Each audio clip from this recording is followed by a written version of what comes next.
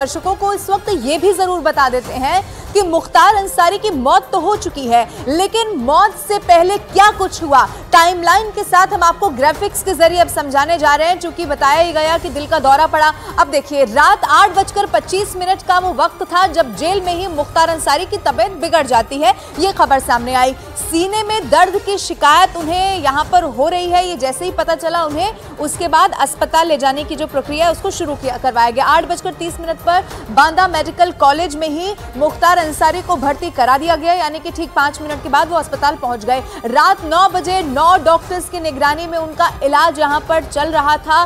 कोशिश यही थी कि जो भी दिक्कत है उसे दूर कर लिया जाए। दिल और पल्स सामान्य हो रही थी 9:30 बजे, यानी कि आधे घंटे के बाद। फिर 9:30 बजे मेडिकल टेस्ट के दौरान वो बेहोश हो गए अचानक से ही मुख्तार अंसारी। उसके बाद आप देखिए क्या होता है। उसके बाद 9:32 पर आईसीयू से सीसीयू में शिफ्ट किया गया मुख्तार अंसारी को, यानी कि हालत बिगड़ रही थी। रात 10 बजे दिल का दौरा पड़ने से सबसे बड़ी खबर सामने आई कि मुख्तार अंसारी की मौत हो चुकी है। यानी कि 10 बजे का वो वक्त था जब ये सबके सामने आ गया। बाकायदा हेल्थ बुलेटिन इसको लेकर जारी हुआ कि दिल का दौरा पड़ा और मुख्तार अंसारी की मौत हो चुकी है।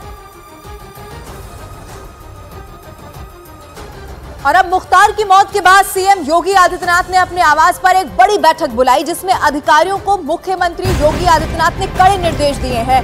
उन्होंने किसी भी हाल में प्रदेश में कोई भी अप्रिय घटना न हो, इसे सुनिश्चित करने के निर्देश अधिकारियों को जारी कर दिए हैं। इसी का नतीजा एक ये भी है कि सारे जिलों में धारा 144 लगा दी गई है। और वो जिले जो ज्यादा सेंसिटिव हैं, जैसे ज्यादातर पूर्वांचल के जो जिले हैं वहां पर सेंसिटिविटी ज्यादा हो सकती है, इसीलिए सुरक्षा व्यवस्था चाक चौबंद कर दी गई है। अमित हमारे साथ लगातार मौजूद है। अमित, पूर्वांचल में सिक्योरिटी ज्यादा हो गई है, हालांकि पूरे उत्तर प्रदेश में ही एक समय पर कैसा प्रभाव मुख्तार अंसारी का देखने को मिला, और सिर्फ मुख्तार अंसारी क्यों, आप पूरे परिवार की अगर हिस्ट्री देखेंगे तो सबके सामने है।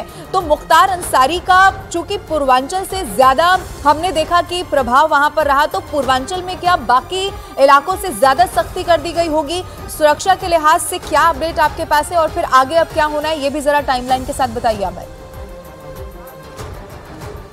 यह बिल्कुल देखिए, मुख्तार अंसारी का जो प्रभाव था खास तौर से 2 जिलों में बहुत ज्यादा था। पहला गाजीपुर जिला जो कि उनका गृह जनपद है, गाजीपुर के मोहम्मदाबाद इलाके के में उनका पैतृक आवास है। दूसरा जिला मऊ जिला, जहां पर से मुख्तार अंसारी लगातार चुनाव जीतते आए हैं। मुख्तार अंसारी की सीट छोड़ने के बाद उनका बेटा अब्बास अंसारी वहां से चुनाव जीता था। तो जाहिर तौर पर इन दोनों जिलों में सेंसिटिविटी ज्यादा है, वहां पर पुलिस की डिप्लॉयमेंट ज्यादा है, आला अधिकारी बहुत ज्यादा वहां पर पेट्रोलिंग कर रहे हैं। और कल जिस तरीके से हमने देखा था, जैसे ही मौत की खबर निकलकर सामने आई, जैसे ही मुख्तार अंसारी की मौत हुई, उसके बाद काफी ज्यादा तादाद में जो लोग हैं वो जो मुख्तार अंसारी के घर के बाहर पहुंच गए।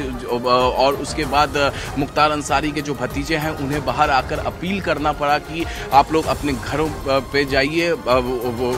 उमर अंसारी और अफजल अंसारी जो है वो बॉडी लेने के लिए बांदा गए हुए हैं, लेकिन अफजल अंसारी की तबीयत बीच में खराब हो गई, जिसके बाद वो अफजल अंसारी यहाँ पर बांदा मेडिकल कॉलेज नहीं पहुंचे। उमर अंसारी कुछ 4-5 लोगों के साथ यहाँ पर पहुंचे हैं। बताया जा रहा है कि जैसे ही पोस्टमार्टम यहाँ पर पूरी होगी, यहीं से सीधे बॉडी को लेकर उमर अंसारी गाजीपुर के लिए रवाना होंगे। और कब्रिस्तान में भी पूरी प्रक्रिया जो है आज वो पूरी कर ली जाएगी। जो एक प्रोसेस होता है उस प्रोसेस को पूरा कर लिया जाएगा ताकि विलंब ना हो। जैसे यहाँ से बॉडी लेकर जाई जाए, वहाँ पर सुपुर्दे खाक हो जाए, जो अंतिम जनाजा है, जो अंतिम यात्रा है, उसे तुरंत निकाल दिया जाए, कहीं से कोई देरी नहीं हो। वैसे पूरे उत्तर प्रदेश इस वक्त अलर्ट पे है, लेकिन खास तौर से पूर्वांचल के 2 जिले वो काफी ज्यादा अलर्ट पे हैं, गाजीपुर और मऊ, क्योंकि मुख्तार अंसारी इतनी बड़ी शख्सियत था उत्तर प्रदेश की राजनीति में। और आप इस बात से अंदाजा लगा सकते हैं कि 2005 से पहले जो मुख्तार अंसारी जिसको चाहता था पूर्वांचल से वही चुनाव जीतता था, जिसको वो चाहता था कि वो हार जाए वो चुनाव हार जाते थे। तो इतनी बड़ी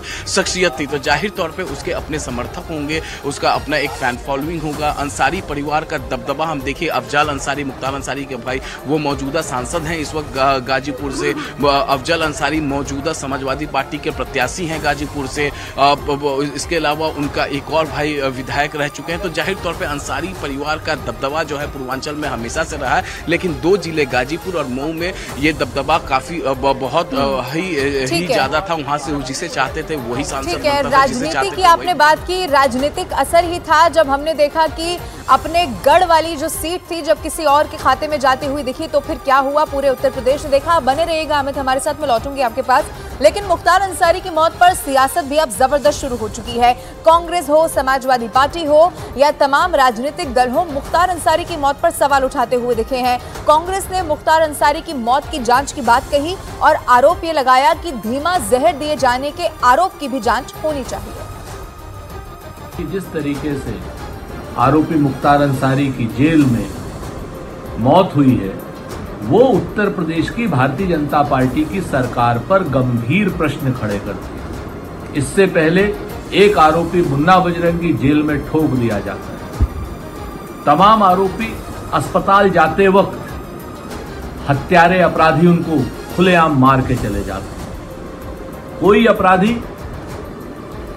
कचहरी में कत्ल करता है और मार दिया जाता है। क्या ये उत्तर प्रदेश की कानून व्यवस्था है?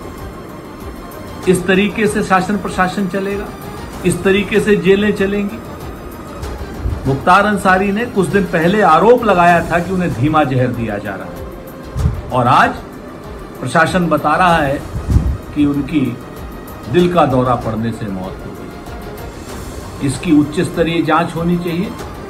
हाई कोर्ट के सिटिंग जज के सुपरविजन में जांच हो ताकि पता चले लोगों को कि जेलों में क्या हो रहा है और उत्तर प्रदेश के शासन में किस तरीके का जंगल राज चल रहा है। देश कानून से चलना चाहिए, सजा देने का काम अदालतों का है।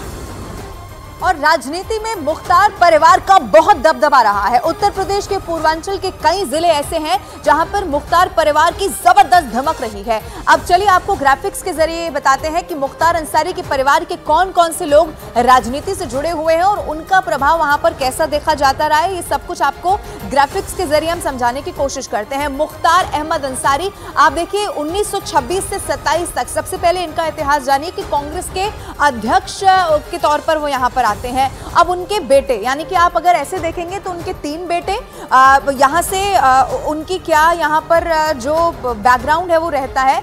उनका बेटा जिसका नाम सिकबतुल्ला अंसारी 2 बार के वो विधायक रहे और दूसरा बेटा अफजाल अंसारी जिसका नाम गाजीपुर से वो सांसद, और एक और आप देखेंगे ये खुद जो मुख्तार अंसारी वो 5 बार के विधायक। फिर उनके बेटे भी आप देख लीजिए, अब्बास अंसारी जो कि मऊ से विधायक होते हैं। फिर आप सिकबतुल्ला अंसारी के बेटे देखेंगे जो कि मन्नू अंसारी जिनका नाम वो भी विधायक रहते हैं। यानी कि खास तौर पर अगर आप देखेंगे तो ये जो दबदबा रहता है वो पूर्वांचल के जिलों में ज्यादातर रहता है।